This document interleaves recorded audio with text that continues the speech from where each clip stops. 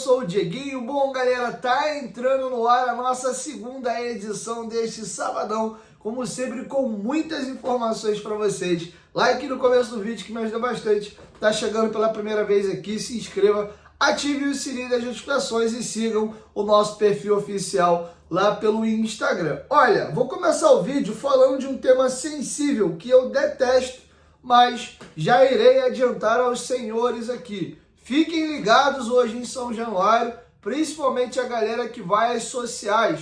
O clima pode ficar tenso e eu vou explicar o porquê. A gente tem um histórico muito ruim com isso em São Januário. Vamos lá. Nós temos eleições municipais amanhã por todo o país, inclusive não teremos rodada no Brasileirão no domingo. E aqui no Rio de Janeiro, o Eduardo Paes é candidato à reeleição, o Ramagem, que tem apoio público do Bolsonaro, é um dos candidatos. E aí o que acontece? O Ramagem, que é sócio estatutário do Vasco, inclusive, comunicou ao clube que estará indo ao jogo com o Bolsonaro. Inclusive o Bolsonaro fez uma publicação nos seus stories do Instagram e nas suas redes sociais, confirmando a agenda dele de sábado. 11 horas ele ia estar na CADEG e às 9 ele iria para São Januário. Tá? E aí o que acontece? O Vasco, para tentar criar um clima de neutralidade, e evitar talvez parecer que tem um apoio ao Ramagem, o Vasco convidou o prefeito Eduardo Paes e o Tarcísio Mota para irem ao estádio. O Eduardo Paes já confirmou presença, o Paes, que é atual prefeito, inclusive foi peça fundamental para ser aprovado o potencial construtivo em São Januário. Então o clima é esse. A UOL Esportes, inclusive, foi quem fez a matéria. Inclusive, o Vasco vai reforçar a segurança ali nas sociais e o Ramagem informou que vai estar levando seguranças particulares pela presença do Bolsonaro, que ali vai estar. E por que eu falei que o histórico no Vasco disso não é positivo?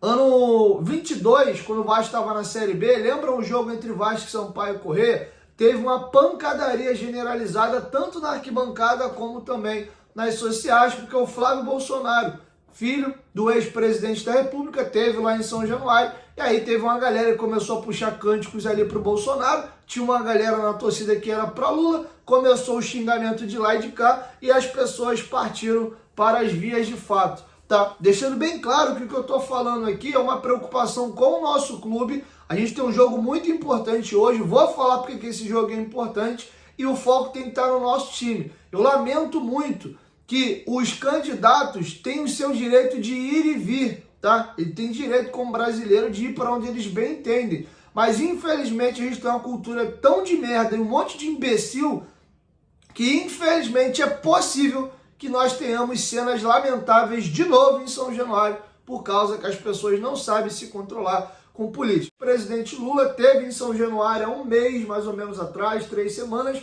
mas ele foi num dia que não era dia de jogo. Foi até na semana ali do jogo com o Atlético Paranaense, ele pousou com um helicóptero ali em São Januário, o Pedrinho estava em Curitiba, quem recebeu o Lula em São Januário, quem fez essa ponte, inclusive, foi o vascaíno Luiz Manuel Fernandes, e quem recebeu o Lula em São Januário, que é o atual presidente da República, foi o Paulo Salomão, que é o primeiro vice-presidente geral do clube, tá? Então tô trazendo esse contexto de novo, e para você aí que vai pro São Januário hoje ver o jogo na social, fique ligado, procure até estar longe ali do foco de onde vai estar essa galera, para evitar qualquer tipo de problema, tá bom? Que o Papai do Céu abençoe, que as pessoas tenham juízo, por favor, não vão, se estapear, nem ficar de babaquice por causa de político, não, pelo amor de Deus. Todas as atenções têm que estar voltadas para isso aqui, para nossa Cruz de Malta, para o Vasco da Gama. A gente precisa muito ganhar esse jogo e eu vou explicar já já. Antes, lembrar os senhores aí que a Betfair é patrocinadora master do Vascão e parceira nossa no canal. Vai fazer a tua fezinha? Faz hoje, lá na Betfair. Lembrando que vocês têm que ser maiores de 18 anos, tá? Façam suas apostas com responsabilidade. Você pode ganhar, mas também pode perder. Então vamos ser responsáveis. Você tem algumas promoções, tá, lá na Betfair. Uma delas está pagando 4.0 hoje. Se o Vasco marcar um golzinho no Juventude, está aqui na descrição do vídeo. O link você clica, já cai direto aí na promoção. E você, ao se cadastrar na Betfair, tem direito de participar de 10 super preços e 10 super cotações. Olha que maravilha. Beleza? Betfair, parceira do canal Futebolaço.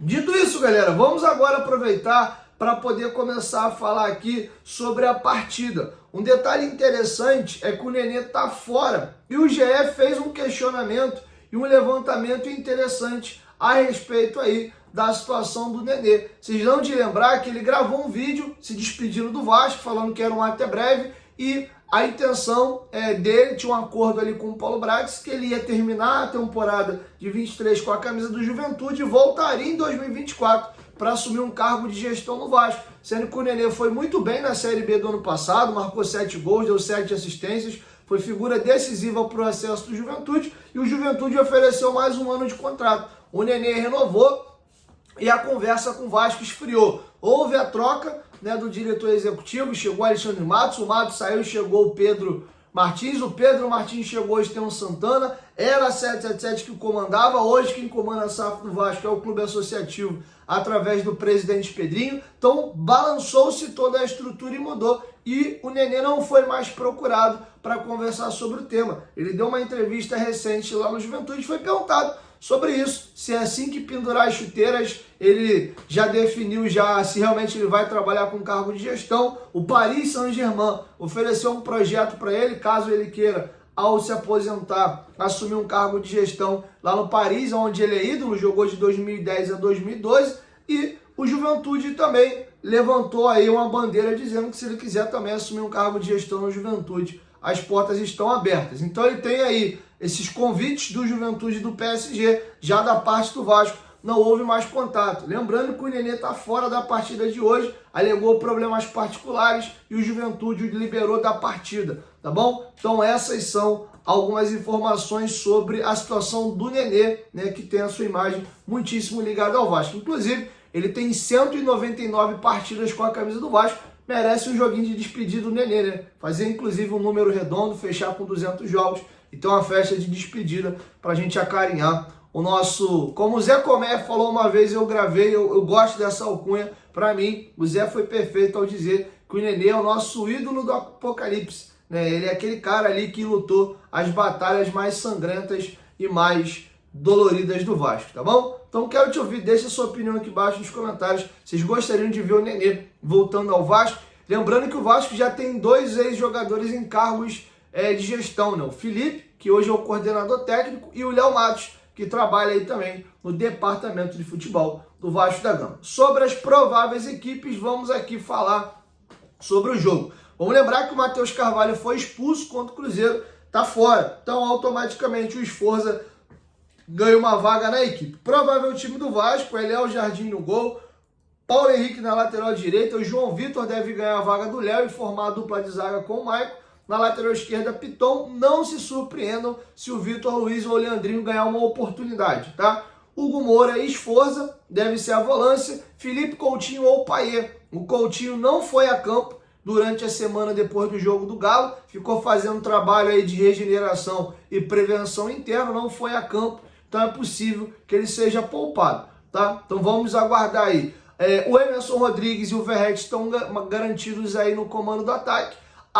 O questionamento é esse lado direito. O Puma Rodrigues joga de novo, o Jean Davi vai ter oportunidade, o Ryan, que não pôde jogar contra a equipe do Atlético Mineiro porque estava suspenso por causa da expulsão dele contra o Atlético Paranaense, está disponível, vai ter uma oportunidade. Maxime Domingues é uma incógnita. Fato é que o Rafael Paiva ainda está tentando achar esse tripé de atacante ideal e ainda não conseguiu achar após a lesão do Adson e do David, beleza? Então esse é um provável time do Vasco, tá? Olho nos pendurados: Léo, Hugo Moura, Lucas Piton, Ryan e Verratti. Esses 5 jogadores tomando cartão amarelo hoje não enfrentam o São Paulo na próxima rodada. Sobre a equipe do Juventude, o Juventude tem alguns desfalques importantes para a partida. Além do Nenê, os volantes Ronaldo e Thiaguinho estão lesionados e estão fora, tá? Então o Juventude vem aí com um time bem mexido. Provável time do Juventude é Gabriel no gol, João Lucas na lateral direita, Danilo Boza e Zé Marcos na zaga, Alan Ruschel, sobrevivente do acidente da Chape, na lateral esquerda. Dudu Vieira, Luiz Oyama e Jadson é o tripé de meio-campistas, e o tripé de atacantes: Lucas Barbosa, marcou um golaço contra o Vasco lá no Alfredo Jaconi, Eric, aquele mesmo que jogou no Vasco aqui na Série B de 2022. E no comando do ataque, Gilberto, que foi artilheiro do Campeonato Carioca e campeão carioca pelo Vasco em 2015. Tá? Então nós temos times aqui com 3 ex-vascaínos em campo, Gilberto, Eric e Danilo Boza, 2 ex-Botafogo também, Luiz Oyama e Jadson, tá? Então temos aí alguns jogadores com experiências no futebol carioca e 3 ex-Cruz Maltinos aí sendo candidatos à lei do ex, beleza? Então é isso, minha galera. Caminhando para a reta final, queria trazer para vocês 2 notícias curtinhas aqui. O Zé Gabriel, lembra dele? Nosso ex-volante, está emprestado ao Curitiba, pertence ao Vasco, tem contrato até o final de 25. Ele saiu direto para o hospital de ambulância ontem, passou mal na derrota de virada do Curitiba para o América Mineiro no estádio Independência. O jogador tem considerado quadro estável, e ele teve um mal-estar ali no término da partida, precisou ser socorrido e levado ao hospital. Deseja boa sorte ao Zé Gabriel, que possa ocorrer tudo de bem. Não foi divulgado ainda os exames, mas ele teve uma fadiga, até fui dando uma atualizada no Instagram dele para ver se tinha algum comunicado. Até o momento que eu estou gravando, nenhuma novidade. O Cadu, atacante do Atlético Mineiro, ontem teve uma lesão de LCA, ligamento cruzado anterior, e está fora da temporada. Então o Atlético, além do Guilherme Arana, tem mais uma lesão confirmada. Inclusive o Galo está jogando agora às 4h30 da tarde e eles estão com o time aí reserva praticamente. Só 4 jogadores que foram titular contra o Vasco estão em campo. Paulinho fora, Hulk fora, Arana lesionado, o Cadu quer ser titular fora, Scarpa no banco. Eles estão poupando a equipe aí, pensando na decisão contra o Vasco, beleza? Então é isso, minha galera. Eu vou encerrando com vocês a nossa segunda edição. Logo mais eu chego aí com o nosso pós-jogo. Hoje a gente conseguiu voltar à normalidade de gravar 3 vídeos para vocês, beleza? Quero te ouvir. Deixa a sua opinião aqui embaixo nos comentários sobre tudo que a gente discorreu nesse vídeo. Um comentário para encerrar. Fala sério. Essa camisa é espetáculo, né? Da vez quando eu coloco ela no corpo assim, ainda mais olhando aqui no vídeo, fica legal, né? Me amarro nessa camisa do Vascão. Essa camisa aqui é uma homenagem ao Carlos Germano. Lembra as camisas do Vasco no final dos anos 90. A capa mandou bem demais. Eu que detesto camisa de futebol gola polo, essa aqui eu gostei. Sou muito fã. Eu gosto de camisa gola polo normal para sair, mas de camisa de futebol de gola polo eu não costumo curtir muito não. Mas essa aqui ficou da hora, beleza? Então é isso. 1, 2, 3. Futebolaço. Tamo junto, família. Qualquer momento, de quem volta mais, tamo junto. Valeu!